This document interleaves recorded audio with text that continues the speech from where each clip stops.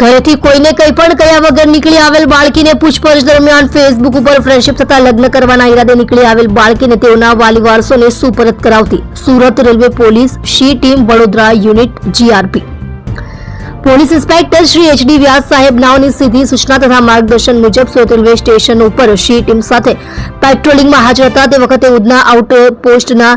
Police head constable Jigneshbhai નાઓએ phone કરી જણાવેલ કે સ્ત્રી તથા એક પુરુષ મળી આવેલ હોય જેઓને સુરત લઈ આવેલ, જે બાબતે તેઓની પૂછપરછ કરતા જણાવતા જે સદર બંને સ્ત્રી પુરુષ નાઓએ મિસિંગ ઓફિસમાં લાવી વુમન્સ એએસઆઈ મનીષા મધુકર નાઓએ પૂછપરછ કરતા તેઓએ જણાવેલ કે એકાદ વર્ષ પહેલા સદર ઇસમ સાથે ફેસબુક ઉપર ફ્રેન્ડ રિક્વેસ્ટ મોકલતા તે વખતે ફોન નંબરની આપ-લે કરી હતી તેમ જણાવતા હોય, જેથી સદર સ્ત્રીને વિશ્વાસ મળે તેઓની ઉંમર પૂછતા તેઓ 19 વર્ષની હોવાનું જણાવતી હોય બાદ તેઓને સાંત્વના આપી પૂછપરછ કરતા તેઓનું નામ ઠામ પૂછતા પોતે પોતાનું નામ, ઉંમર વર્ષ 16, ધંધો ઘરકામ રહે અંકલેશ્વર જિલ્લો ભરૂચ, મૂળ રહે ઉત્તર પ્રદેશ વાળી નાઓનું જણાવતા, જેથી સદર બાળકીને તેઓના વાલી વારસોના સંપર્ક નંબર માંગતા તેઓને ખબર નથી તેમ જણાવતા બાળકીને જણાવેલ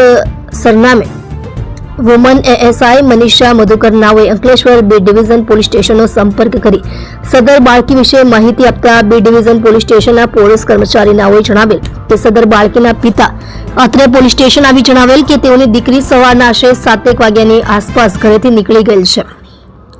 તેઓની શોધખોળ કરતા નહીં મળી આવતા અત્રે બી ડિવિઝન પોલીસ સ્ટેશનમાં આવેલ છે તેમ જણાવતા હોય, જેથી સદર બાળકીના પિતાને સર્વ હકીકત જણાવતા બાળકીના પિતા અત્રે Surat railway station police station આવતા તેઓના યોગ્ય આધાર પુરાવા નિવેદન મેળવી સદર બાળકીનો કબજો તેના પિતાને સોંપવામાં આવે છે. તમે જોઈ રહ્યા છો SD ન્યૂઝ ચેનલ ફેઝર શેખની સાથે.